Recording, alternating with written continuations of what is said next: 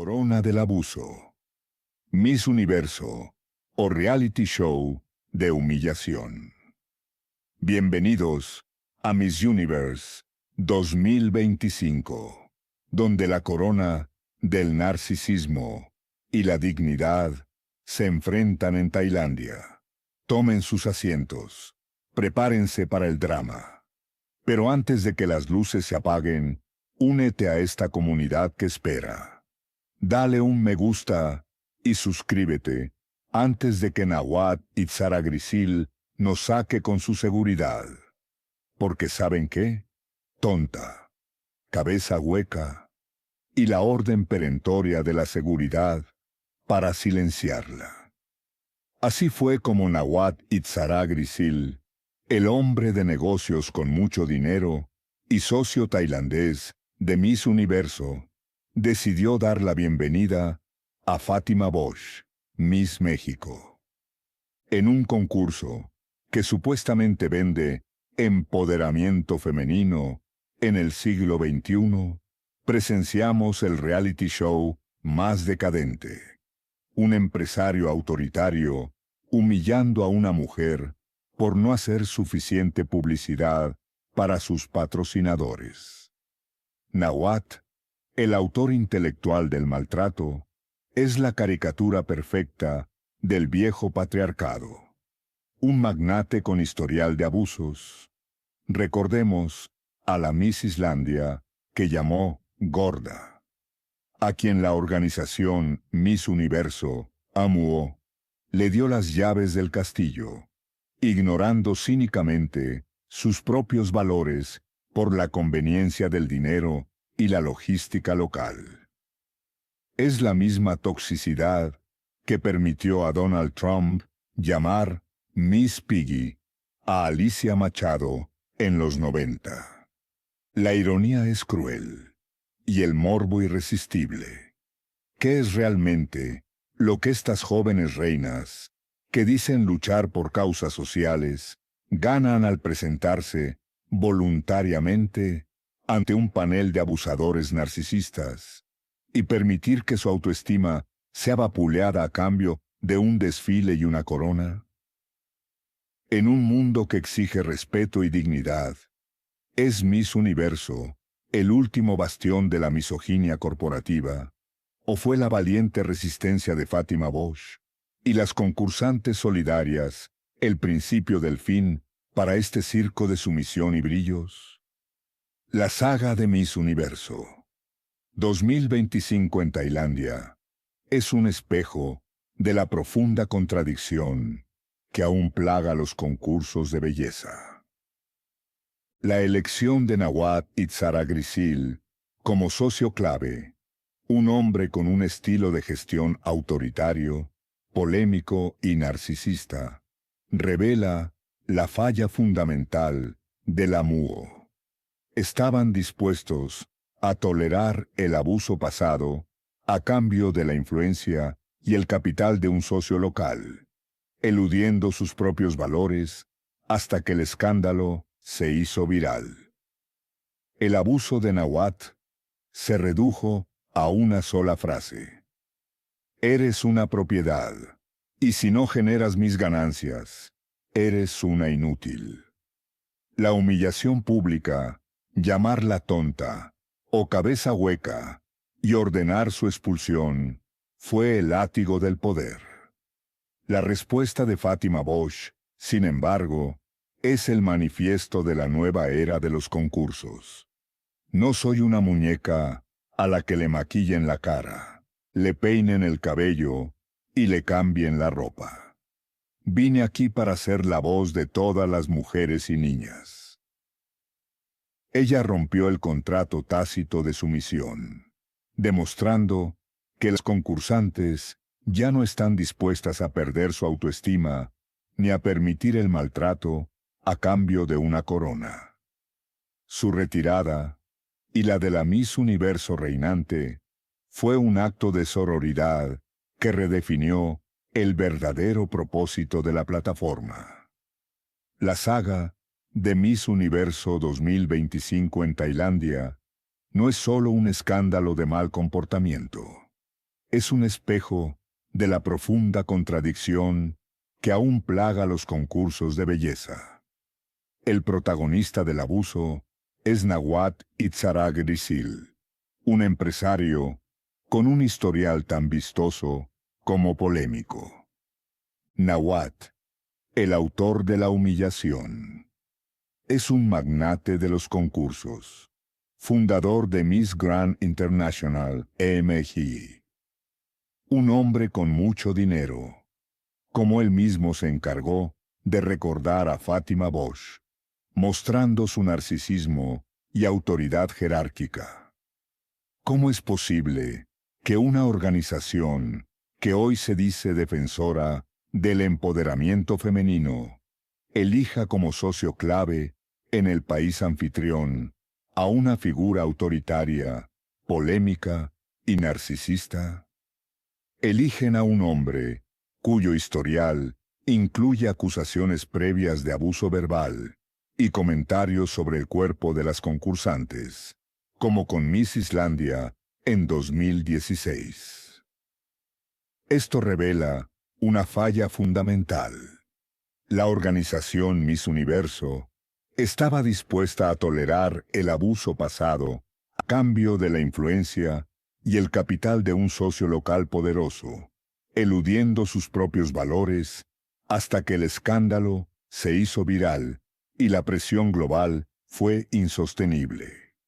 Si bien la MUO tuvo que intervenir para salvar su marca, la victoria moral e histórica pertenece exclusivamente a las concursantes. Las mujeres que participan en el concurso, ya ganadoras de sus certámenes nacionales, demostraron que su mayor triunfo no es la tiara, sino el coraje colectivo. Al ver el abuso, todas se unieron. La actual Miss Universo, Dinamarca, se levantó y se fue, seguida por decenas de mujeres. No tuvieron miedo de perder su lugar, su publicidad o su oportunidad. Con ese acto de levantarse y marcharse, desafiando la amenaza de descalificación de Nawat, enviaron un mensaje rotundo al mundo y a la propia organización. La dignidad de una de ellas es la dignidad de todas. La sororidad venció al narcisismo. Eligieron la integridad sobre la obediencia. Miss Universo se originó en 1952 para modelar trajes de baño, y desde entonces ha luchado por modernizar su imagen. Sin embargo, este incidente nos recuerda que los abusos de poder son un defecto estructural que viene en el kit de la corona. El recuerdo de Trump y Machado. La toxicidad heredada. La historia se repite con una fidelidad alarmante. El caso de Nawat es un eco directo de los abusos cometidos por Donald Trump, anterior dueño de la MUO, contra Alicia Machado, Miss Universo 1996, a quien humilló y llamó Miss Piggy por ganar peso. La lección analítica es cruel.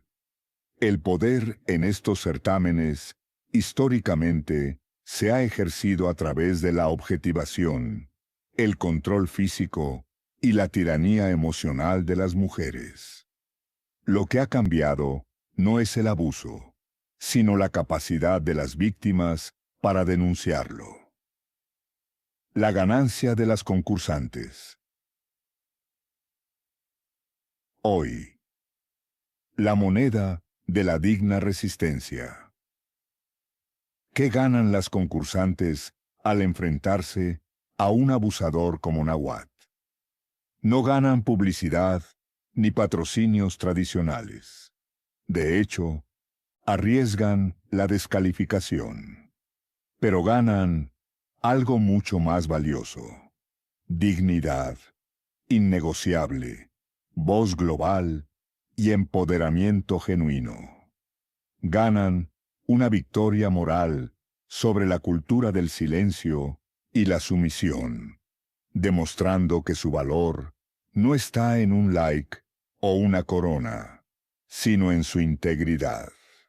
El escándalo de Tailandia es una sátira mordaz sobre el intento fallido de Miss Universo de vender una imagen de empoderamiento mientras contrataba a un depredador de poder.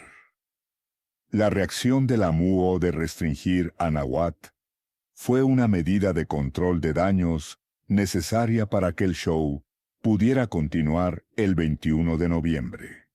Sin embargo, el verdadero legado de Miss Universo 2025 no será la ganadora de la corona, sino el momento en que Fátima Bosch y sus compañeras eligieron la dignidad sobre el silencio. Han convertido una plataforma de belleza superficial en un foro de derechos y respeto, obligando al mundo a preguntarse: ¿cuántos más náhuatls, autoritarios, narcisistas y abusadores quedan atrincherados en el poder de este tipo de espectáculos? ¿Y cuántas más Fátimas serán necesarias para desmantelarlos? La escena en Tailandia se percibió como el último respiro de una cultura tóxica en los concursos, donde el poder masculino se sintió autorizado a denigrar el valor de una mujer a una simple herramienta publicitaria. La figura de Nawat Itzaragrisil, un empresario narcisista, autoritario y con un historial de abuso, encarna perfectamente el problema estructural. Observadores, la respuesta a quien es más hueco de la cabeza o tonto es evidente. Nawat, el magnate narcisista. Su estupidez no es intelectual, sino moral y de negocios. Al llamar tonta a Fátima Bosch, el hombre de negocios con mucho dinero cometió el peor error de marketing. Humilló públicamente a su propia marca y a su talento. Su autoridad se basaba en la vieja idea de que las concursantes, al no recibir un salario, solo debían trabajar, rendir cuentas e ignorar los insultos. ¿Quién es más tonto? El hombre que perdió su dignidad, su contrato millonario, al ser restringido por la MUO, y su prestigio global por una rabieta de hashtag. La inteligencia de Miss México no se midió en el escenario, sino en su integridad y oratoria al confrontar el abuso. Ella no es tonta ni hueca, es una mujer empoderada que rompió el silencio, poniendo en riesgo su oportunidad para defender su respeto. Lo más trascendental de este concurso, marcado por el abuso, fue la respuesta colectiva de las mujeres. El momento en que la actual Miss Universo, Dinamarca, y otras concursantes se levantaron y abandonaron el evento, fue la verdadera final del certamen.